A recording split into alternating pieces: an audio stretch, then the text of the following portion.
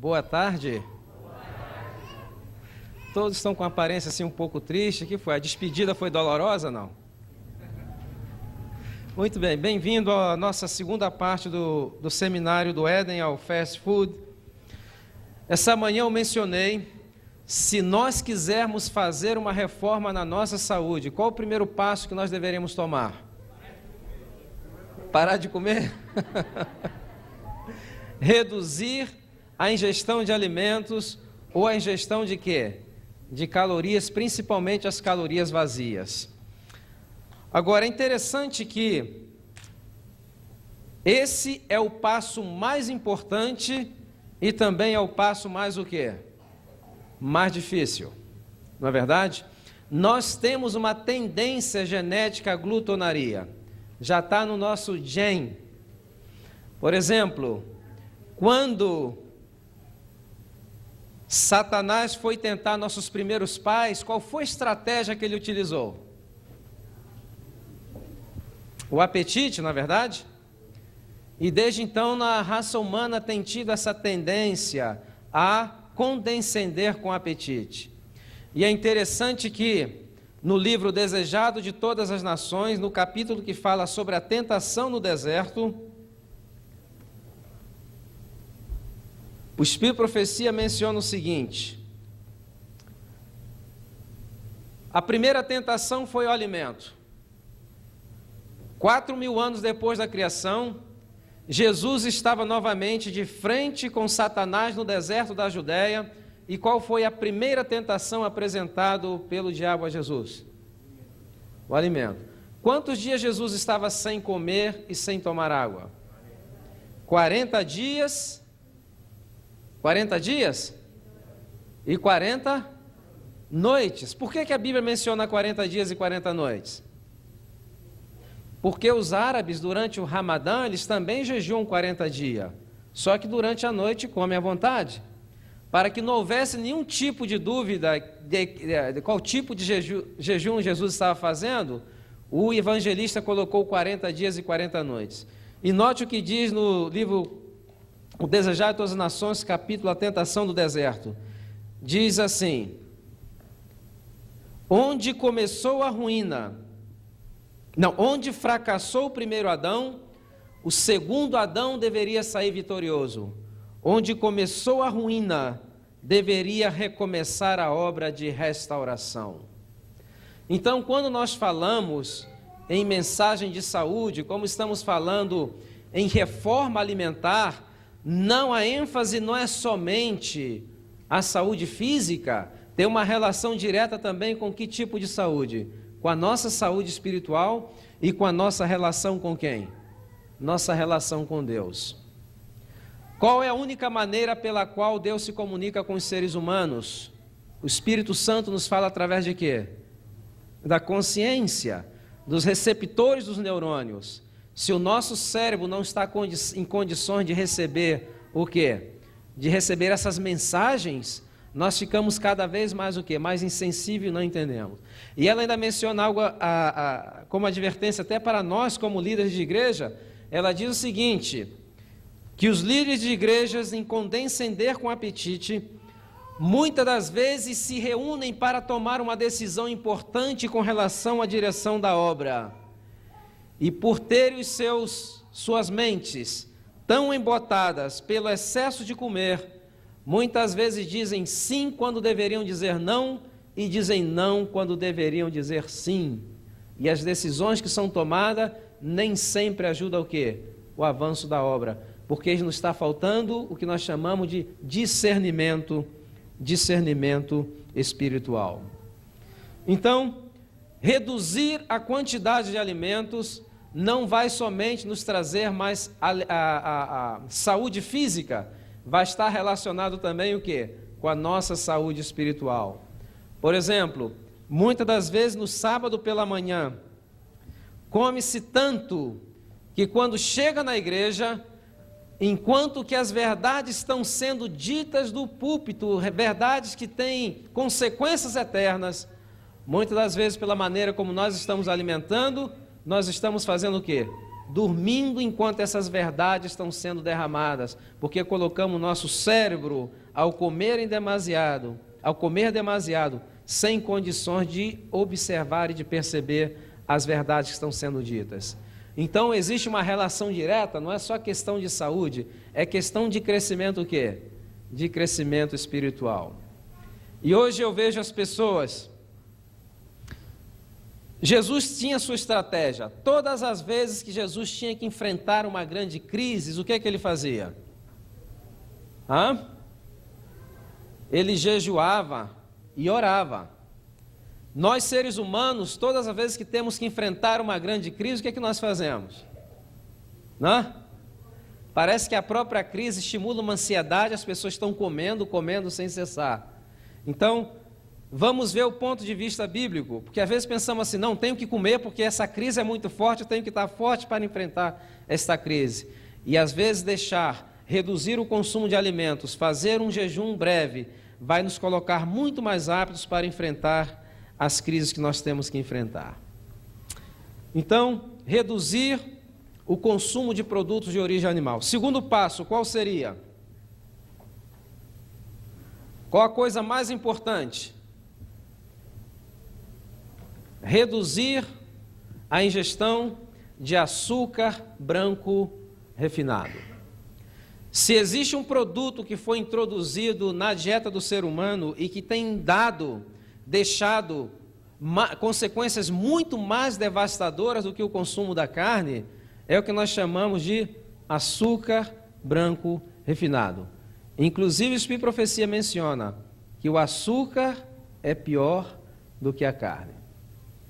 Então, às vezes, nos tornamos vegetarianos, que é uma grande coisa, e os vegetarianos, às vezes, têm algum problema, porque ele, como deixa de comer carne, ele começa a ter um sangue muito alcalino, e o corpo fica pedindo alguma coisa para manter um pH normal do sangue. E o que acontece? A maior fonte de ácido estão nos produtos de origem animal. Mas como ele não come carne, o que ele começa a indulgir? Indulgir em quê? Açúcar e massas. Então, todo vegetariano tem uma tendência muito grande pelos doces e pelas massas, porque o seu corpo pede. Então, o vegetariano, ele tem que estar com a sua alimentação equilibrada. Se ele deixou de comer carne, ele tem que substituir por produtos que vão produzir nitrogênio para que o pH do seu sangue possa estar equilibrado.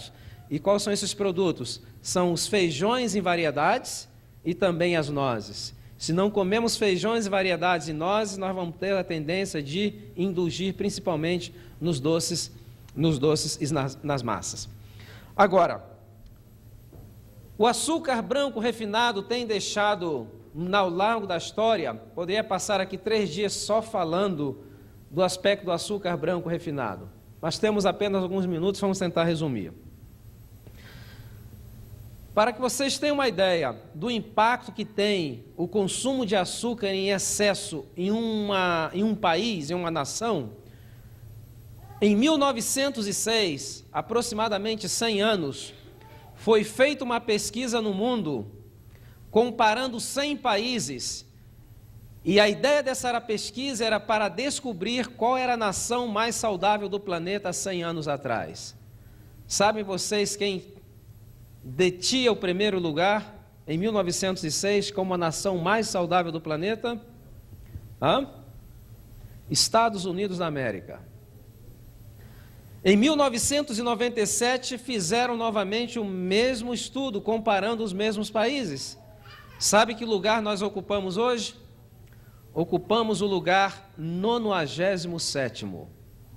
Agora a pergunta lógica seria: o que aconteceu nesse século? Que nós deixamos de ser, que o país deixou de ser a nação mais saudável do planeta para ocupar quase que o último lugar? E a resposta é muito simples. Em 1906, o consumo de açúcar nos Estados Unidos era apenas 1 libra por pessoa por ano. Em 1997, o consumo de açúcar nos Estados Unidos já alcançava 185 libras por pessoa por ano. E se eu pudesse colocar um gráfico aqui para vocês, vocês poderiam ver claramente que à medida que aumentou o consumo de açúcar, foram aumentando também o quê? As enfermidades, principalmente as enfermidades crônico-degenerativas e as enfermidades cardiovasculares. Agora, por que se comia pouco açúcar em 1906? Será que naquela época as pessoas eram muito conscientes com relação à sua saúde? Não, o açúcar era um produto caro.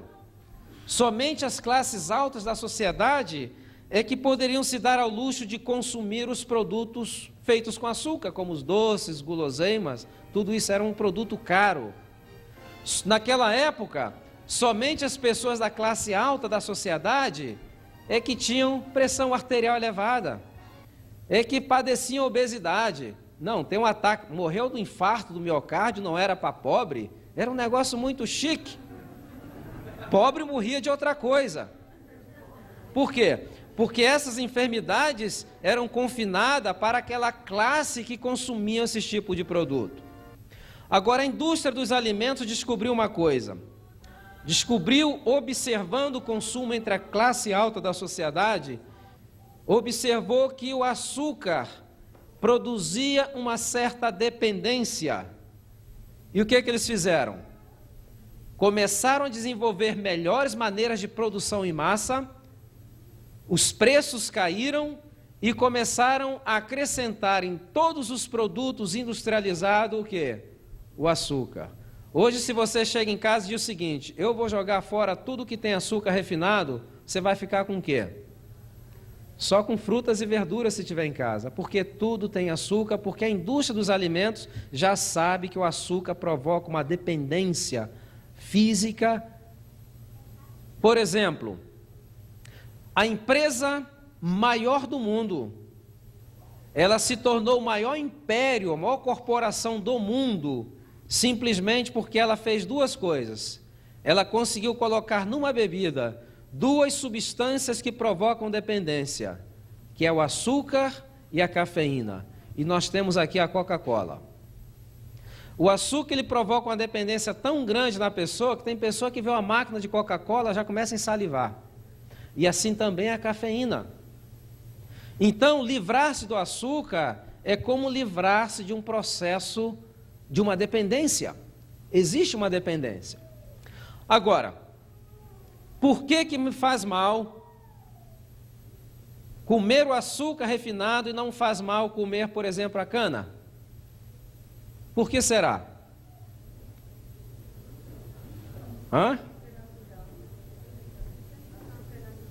Açúcar é natural. Não é processado. O que mais? Não é concentrado. Muito bem.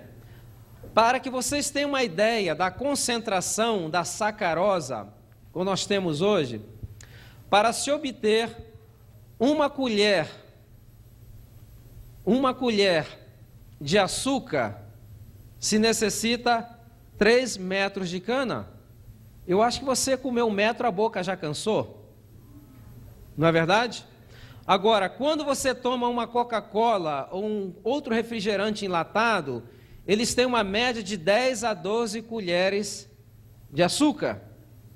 Isso quer dizer que quando nós tomamos uma Coca-Cola, nós estamos consumindo sacarose equivalente a quantos metros de cana? Faz 30 metros. A média nacional são 2 latas de soda por pessoa por dia nos Estados Unidos. Então, por dia, somente da cana se consome equivalente a quantos metros, a sacarose equivalente a quantos metros de cana? 60 metros de cana, equivalente quase que um canavial, não é verdade? Agora, quais são os efeitos desse produto no nosso organismo? Bom, aqui vem as primeiras implicações. Quando nós temos a cana, o melado, o caldo de cana, a proporção de sacarose que nós temos ali é apenas 32% aproximadamente. Os outros 70% consiste de quê? Ali você vai ter enzimas, você tem vitaminas, você tem fósforo, você tem cálcio, você tem magnésio, você tem ferro. No processo de refinamento, o que é feito com esses produtos? São eliminados. E nós ficamos com 99,9% de quê? Sacarose. Quando ingerimos esses alimentos nesse estado, porque tecnicamente é uma droga. A definição de droga é o seguinte: todo produto que está separado daqueles produtos que o acompanham naturalmente na natureza. E a sacarose está o quê? Separado. Tecnicamente é uma droga. Por isso que ele exerce um certo efeito de dependência no nosso organismo. Então, essa dependência, ela se faz, tem pessoas que tentam de deixar de comer açúcar e passa como se estivesse deixando alguma droga. Tem dores de cabeça, tem crise de hipoglicemia. É algo realmente difícil. Agora, quando nós comemos a sacarose sem os elementos que acompanham na natureza, porque aqueles elementos que o acompanham na natureza têm a sua função no processo de digestão e de assimilação daquele produto. Por exemplo, a sacarosa, ela tem que ser transformada em hidróxido de cálcio para poder ser absorvido e ser metabolizado. Agora, se ela está sem o cálcio, aonde que o corpo tem que lançar mão para poder obter o cálcio e transformar em hidróxido de cálcio? De onde que se lança a mão? Cálcio dos ossos. Por isso que hoje nós vivemos uma epidemia de osteoporoses. Porque não é porque está faltando cálcio na dieta, isso é uma história. Não existe na literatura médica deficiência de cálcio na dieta. A pessoa pode ter uma deficiência de cálcio por problemas de absorção, mas não porque não falte cálcio. O cálcio é abundante, ele é tão importante que ele é abundante. Agora, se consulta com o médico vai, você está com osteoporose. O que ele passa? Ele passa lá, ok, vou passar para você Fosamax, que é um dos mais comuns que se prescreve hoje. Mas é como tentar colocar água numa vasilha que está o quê? Está furada. Está furada. E quem é que está roubando o cálcio? O açúcar está roubando o cálcio dos ossos, porque o está utilizando no processo de absorção e assimilação em transformar a sacarosa em hidróxido de cálcio. Então, se você tem problema de osteoporose, a primeira coisa que deveria fazer é o quê? Reduzir o máximo que você possa o açúcar branco refinado. Ok? Segundo, nossa dieta tem pouquíssimas vitaminas do complexo B. E as pouquíssimas vitaminas do complexo B, o açúcar vai estar o quê? Vai estar roubando. As vitaminas do complexo B são vitaminas que regulam o quê? Sistema nervoso central. Por isso que hoje, o medicamento que mais se prescreve no mundo, como é que se chama? Prozac. Por quê? Porque vivemos uma epidemia de depressão. Tem pessoas que têm crise de depressão, tem pessoas que sofrem de depressão, não sabem a razão da sua depressão, e que se ficasse pelo menos 3 semanas livre de açúcar, ia ter uma verdadeira transformação no seu estado de humor. Um dos problemas do açúcar no organismo é que provoca o quê? Provoca depressão. Então aqui nós vimos 2 implicações do excesso do consumo de açúcar. A terceira está relacionada com as crianças. Nós temos nesse país hoje 9 milhões de crianças que tomam um medicamento chamado Ritalin, porque são considerados o quê? São hiperativos. Mais de 95% dessas crianças não necessitariam esse medicamento se os pais tivessem cuidado de quê? De o açúcar na dieta dessas crianças. O açúcar ele tem um efeito tremendo sobre o nosso organismo, O açúcar ele tem um efeito direto sobre o nosso caráter. Veja que diz, por exemplo, o Speed Profecia, a respeito do açúcar, há mais de 130 anos, diz o seguinte: o livre uso de açúcar em qualquer forma tende a obstruir o organismo e não raro é causa de doenças. Ainda, o açúcar abarrota o organismo, entrava o funcionamento da maquinaria viva. Veja a relação de que ela faz entre o consumo de açúcar e depressão e a influência que tem sobre o nosso caráter. O açúcar não é bom para o estômago, causa fermentação. Fermentação produz o quê? Produz álcool, substância equivalente ao álcool. E ela diz, isso obscurece o cérebro e causa o quê? Mau humor. Há mais de 100 anos, o Espírito Profecia já revelava a essa igreja os conhecimentos que nós estamos adquirindo hoje através da ciência. Relação direta. Tem estudos, claro, são estudos preliminares, eu gostaria de falar apenas a título de curiosidade, que diz o seguinte: nos lares onde o consumo de açúcar é livre e abundante, os índices de divórcio são mais altos. Já pararam para pensar na implicação? Mas o que tem que ver açúcar? Açúcar adoça a minha vida, não é verdade? O que tem que ver açúcar com divórcio? Ora, se o açúcar rouba as vitaminas do complexo B, as vitaminas do complexo B que regulam o nosso sistema nervoso central, se estamos depletos dessas vitaminas, nós estamos o quê? Irritados, impacientes. As brigas se fazem mais frequentes e, consequentemente, o quê? Pode ser que exista realmente uma relação entre açúcar e divórcio. E na igreja? Que efeito tem o açúcar entre os irmãos da igreja? Eu estava até comentando hoje com o pastor um caso que 2 irmãos, uma diaconisa e um diácono discutindo na igreja. E a diaconisa virou para o diácono e falou assim: olha, se eu fosse a sua mulher, eu te dava veneno. Ele falou: se eu fosse seu marido, eu tomava.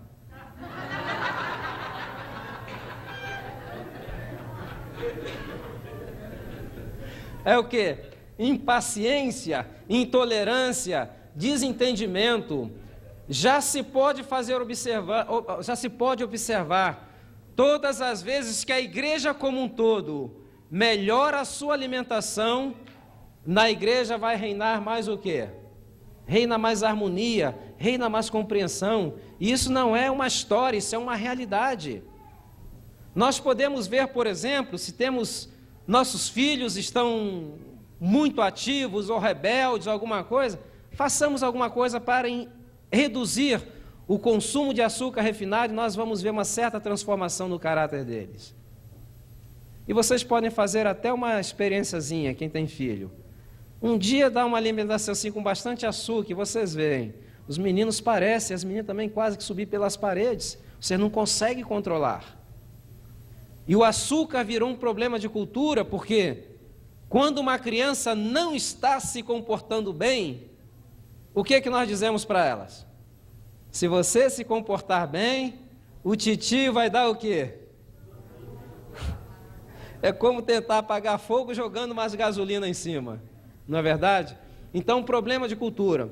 Temos que tomar um cuidado tremendo com o excesso do consumo de açúcar.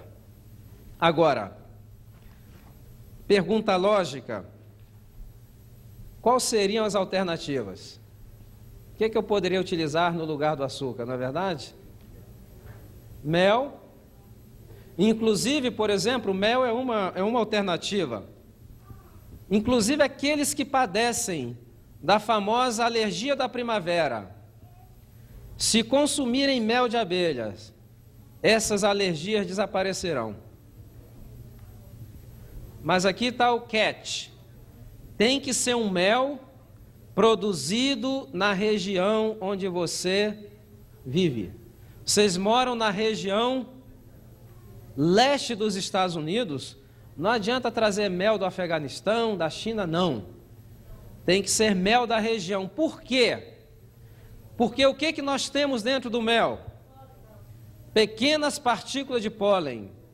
Quando nós comemos essas pequenas partículas de pólen, o que nós estamos fazendo com o nosso sistema imunológico? Nós estamos dessensibilizando o nosso sistema imunológico. Provavelmente na primeira florada vai se ter uma crise muito leve e na segunda florada já não existirá o quê? Mais crise dessa alergia de primavera. E tem pessoas tomando uma verdadeira constelação de medicamentos para a alergia da primavera e a vacina já está preparada, disponível na natureza e não estão sabendo lançar mão dessa vacina, que é o próprio mel de abelha. A Bíblia diz, come mel que lhe baste, diz provérbio, né? Nós não devemos... Qual é a definição de temperança? Quantos se lembram aí? O que é ser temperante? Ser temperante, vamos aqui no beabá do adventismo, lembram, né? Ser temperantes é ser moderado, é evitar as coisas que são nocivas e usar com moderação as coisas que são saudáveis. Paracelso já dizia que o que faz uma substância veneno, sabe o que é? É a quantidade. Então, se nós temos as coisas naturais e exagerar, também vamos ter o quê? Problemas. Então, reduzir o consumo de açúcar. Qual seria a outra opção? Opção no lugar do açúcar. Açúcar mascavo. O que mais? O melado de cana é excelente. Agora, as pessoas falam, puxa, eu tento adoçar com melado, mas não fica a mesma coisa, nem com mel. Não vai ficar a mesma coisa nunca. Por quê? Porque nós estamos com o paladar pervertido. Essa é a realidade. Temos que afinar e depurar o nosso paladar. E o que eu posso fazer para depurar o meu paladar novamente? É muito simples. Você pode fazer um jejum de 12 ou 24 horas com bastante água. Depois você vai experimentar, por exemplo, uma banana. Você vai ver realmente quão doce é uma banana e quão doce é uma fruta. Porque seu paladar está o quê? Afinado. Então, um jejum com bastante água de 12 horas é uma maneira de nós começarmos a apreciar o sabor simples dos doces que se apresentam no seu estado natural da fruta. Agora, o mel é um alimento não refinado. Ele tem um efeito laxativo. Ele aumenta o número da hemoglobina. Ele também é útil para o tratamento, sabe de quê?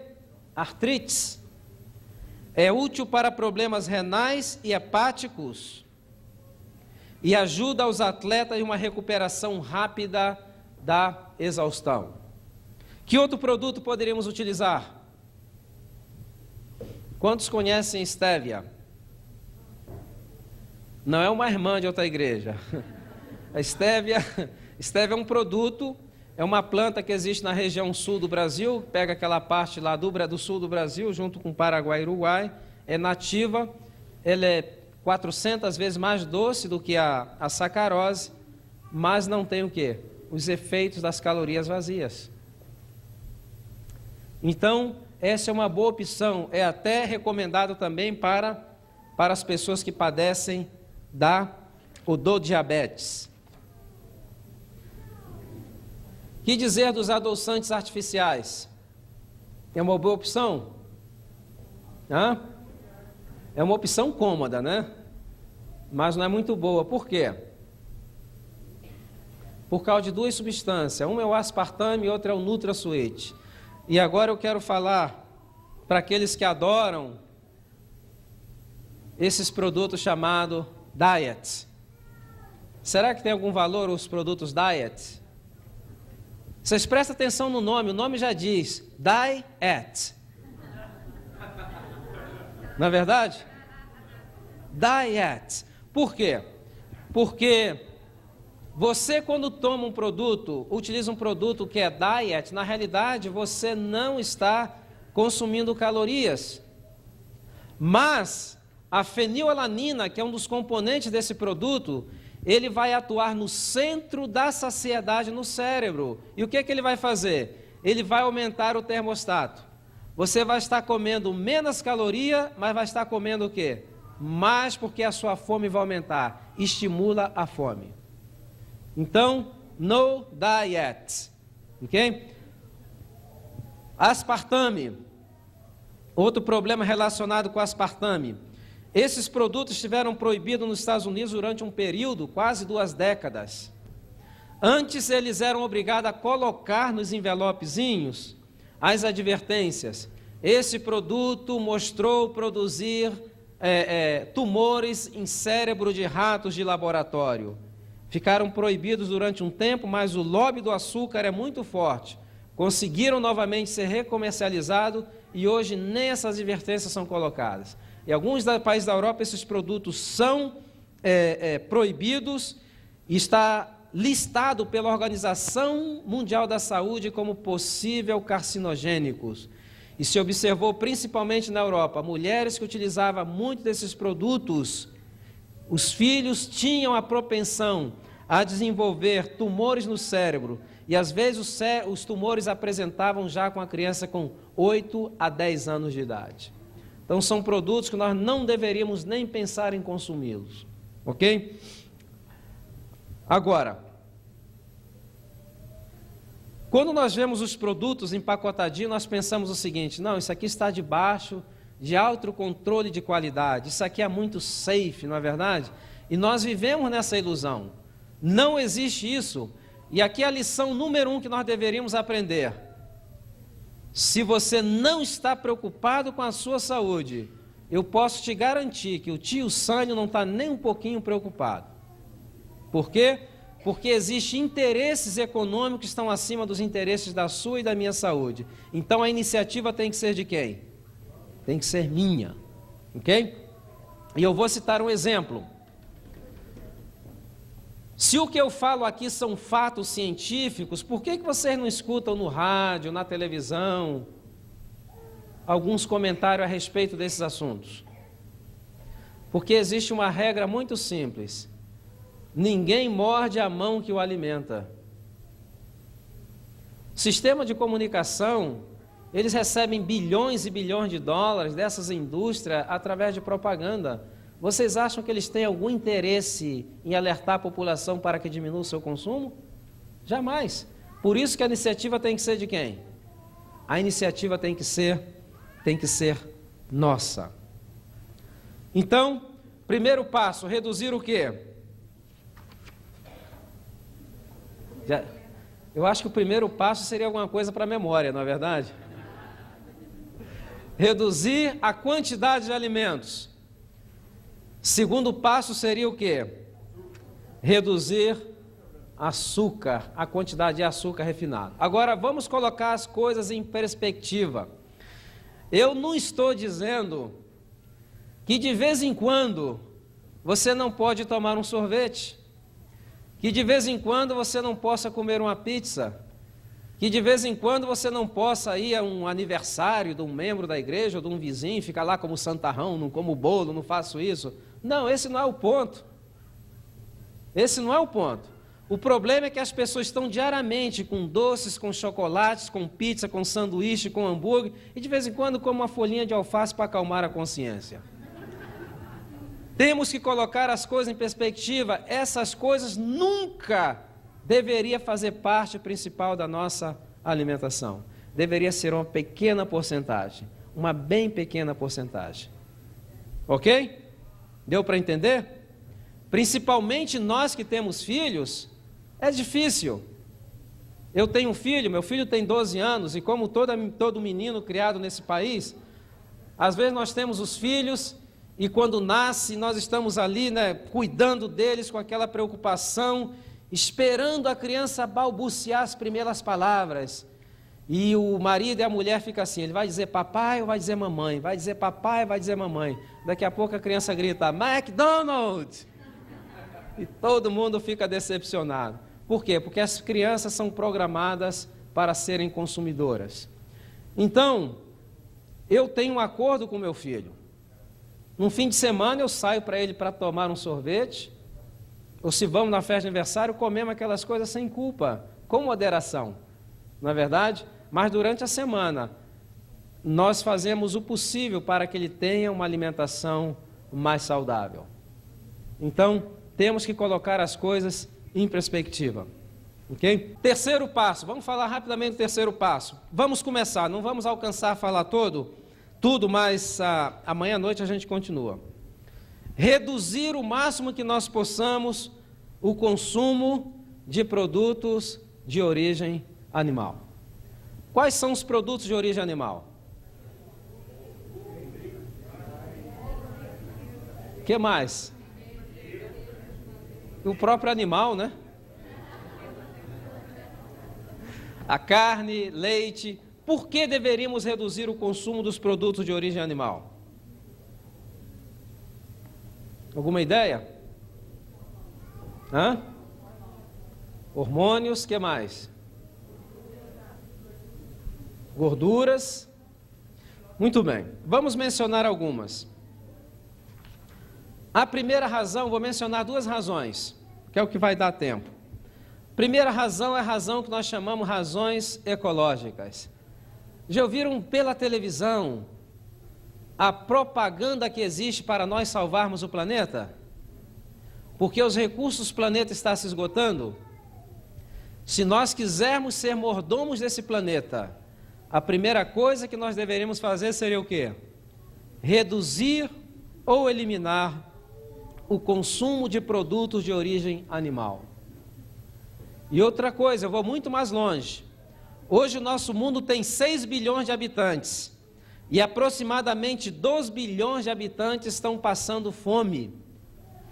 Você sabe por que estão passando fome?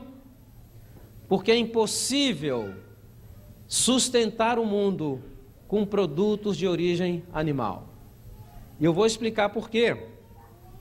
A carne ela é responsável pela fome no mundo, porque todas as terras aráveis, onde se poderia estar produzindo cereais para alimentar a humanidade, se está produzindo cereais para alimentar a quem? Ao gado. Então aqui vem a primeira implicação. Nós produzimos, por exemplo, 10 quilos de proteína animal, damos ao gado, e o gado nos retorna apenas 1 quilo em forma de proteína animal. Produzimos 10 em forma vegetal e recebemos apenas o quê? 1 quilo em forma de proteína animal. É um mau negócio, não é verdade?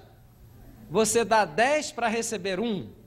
Agora, a diferença entre o que nós damos para os animais e o que nós recebemos de volta representa quase 50 milhões de toneladas de grãos por ano, que seria suficiente para erradicar a fome do mundo. Hoje existe fome no mundo, não porque o planeta não tenha recursos para alimentar a sua população, é porque a política de alimentos no mundo está criando uma classe que está morrendo de fome porque estão beneficiando apenas um pequeno grupo. Então, se eu estou preocupado com fome na África, fome na Ásia, primeira coisa que eu deveria fazer seria o quê? Reduzir ou eliminar o consumo de produtos de origem animal. Eu vou fazer outra ilustração. Vamos supor que você tenha 1 acre de terra. E você vai utilizar esse acre de terra para produzir proteína para você, para sua esposa e para seus 2 filhos. Se você utiliza esse acre de terra para produzir proteína para vocês 4, utilizando a terra para criar animais, criar vaca, você vai produzir proteínas só 77 dias por ano. Então já existe um déficit de quanto aqui? De quase 300 dias. Se você decide utilizar esse acre de terra para produzir proteínas, criando gado para produzir leite, você vai produzir leite em proteína para a sua família por 286 dias. Temos um déficit de quanto? Mais ou menos 80 dias. Agora, se você utilizar esse acre de terra para produzir proteínas, plantando trigo, você vai conseguir por cada safra proteína para você e para sua família por 877 dias. Ou seja, cada safra vai produzir proteínas para quase 3 anos. 2 anos e meio aproximadamente. Agora, se você utilizar esse acre de terra para produzir proteína para você e sua família, você vai produzir proteínas para aproximadamente 2.222 dias. Quer dizer que cada safra está produzindo sustento para a sua família por quase que 6 a 7 anos. Viram a diferença? Então, essa é a primeira implicação que nós temos. Nosso planeta, existem recursos para sustentar 5 vezes mais a população que nós temos hoje, aproximadamente 30 bilhões de pessoas. Mas é impossível alimentar 6 milhões utilizando-se produtos de quê? Produtos de origem animal. Se você quer salvar o planeta, se você quer ser um bom mordomo, primeira coisa que você tem que fazer, o que é? Reduzir o consumo de produtos de origem animal. O que eu poderia dizer da água? Se prevê que em 50 anos aproximadamente haverá um esgotamento da água potável do mundo todo. E no processo de produção de carne, para produzir carne para um carnívoro, se consome, sabe quantos litros diários de água? 10.000 litros de água diários são consumidos para produzir alimentos carne para um carnívoro. Para produzir alimentos para um vegetariano, se consome aproximadamente 10%, só 1.200 litros de água. Deu para ver a diferença? A produção de carnes para alimentar a humanidade é uma coisa do ponto de vista lógico sem prática. Só está atendendo às necessidades, os interesses de um grupo minoritário e a metade da população do mundo já está morrendo de fome por essa que eu chamo de política alimentar. Então esse é o primeiro aspecto. Segundo aspecto é o aspecto sanitário. Vocês ou nós, quando vamos no supermercado e vamos no setor que estão as carnes, nós vemos aquelas carnes tão empacotadinhas, com selo Departamento de Agricultura dos Estados Unidos, não é verdade?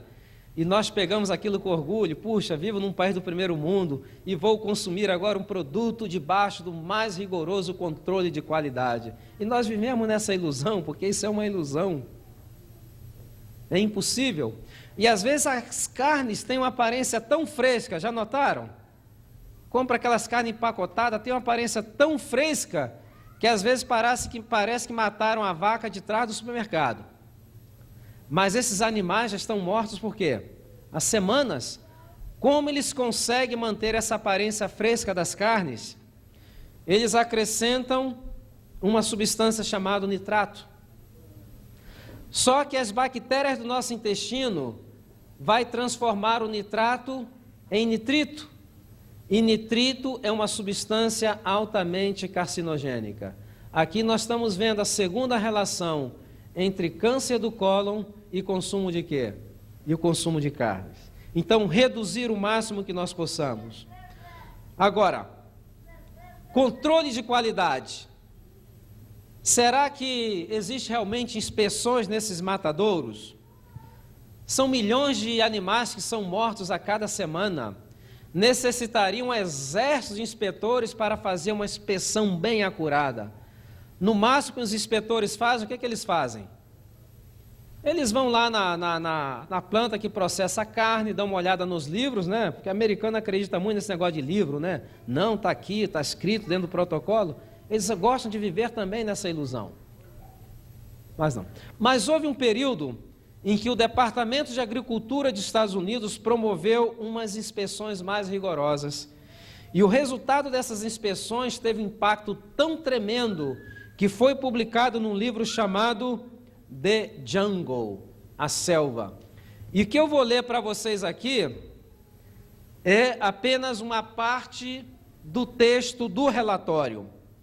O relatório diz o seguinte, abro aspas, cenas nas quais roedores e insetos infestavam as carnes, nas quais carnes de animais mortos e doentes eram processadas em salsichas, onde pelos, pus e fezes, juntamente com a falta de higiene dos funcionários, contaminavam a carne, eram relatadas pelos inspetores como uma pura realidade.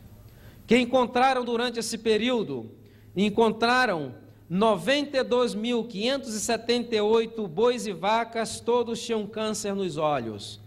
Encontraram abscessos, sabe o que são abscessos? São coleções de pus. Abscessos generalizados em 438.837 bois e vacas. Encontraram abscesso generalizado em 2.518.000 porcos. Encontraram abscesso generalizado em 24.000 ovelhas e em 10.000 bezerros. Encontraram abscessos no fígado de 6.057.000 bois e vacas. Encontraram com pneumonia 144.000 de todo o gado, 62.000 ovelhas e 22.000 bezerros. Você pode estar pensando assim, puxa, eu estou feliz porque encontraram. Não é verdade? Que bom que encontraram. Mas veja o que diz o relatório no final. Esse é o número de carcaças que foram retidos por várias doenças, mas liberadas para o consumo, depois de removidas as partes afetadas. Então, nós estamos vendo aqui que tipo de produto estão chegando aonde? Estão chegando nas nossas mesas. Que encontraram também 80% dos frangos dos peixes estavam positivos para salmonela. Encontraram 15 parasitas diferentes, tanto em peixe de água doce como peixe de água salgada. Cisto, tênias e solitárias. Somente de peixes, nesse ano foram condenados 750.000 toneladas a serem queimadas. Encontraram as carpas, 16% das carpas tinha câncer do ânus e 20% das trutas tinham câncer das vísceras. Agora uma pergunta, por que esses animais estão adoecendo? Eu encontrei uma passagem no Espírito de Profecia que por quase uma década não conseguia entender. E ela diz o seguinte: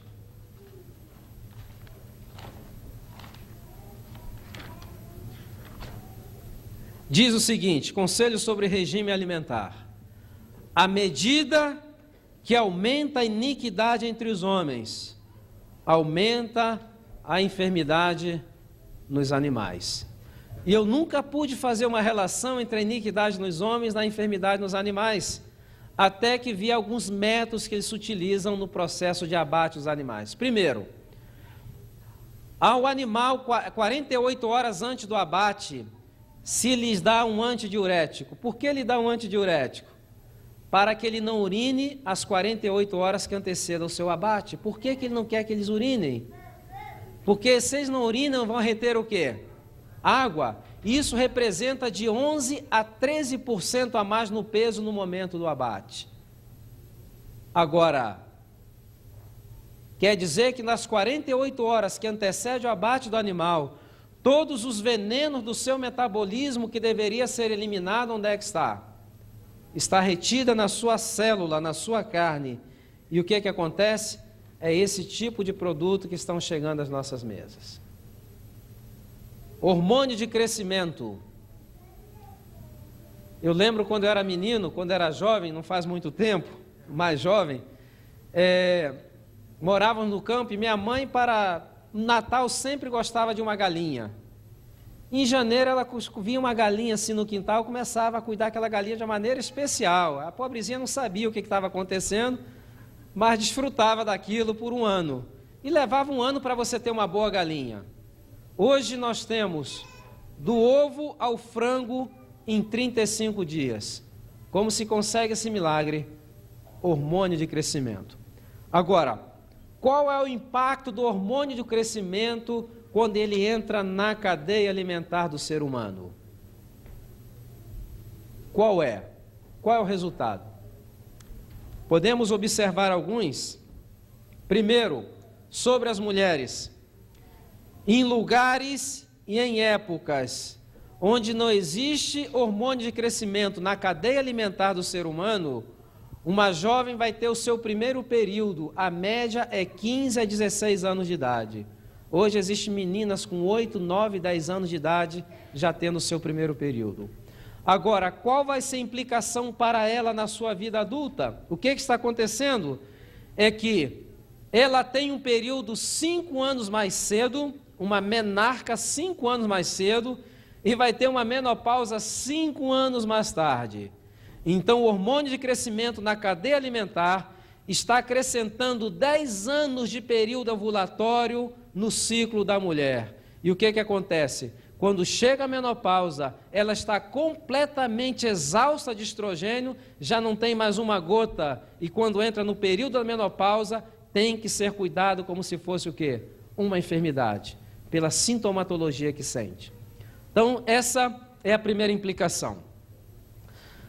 Vamos falar a respeito da segunda aplicação amanhã à noite. E vamos falar, hoje nós só apenas tocamos bem de leve no problema dos produtos de origem animal.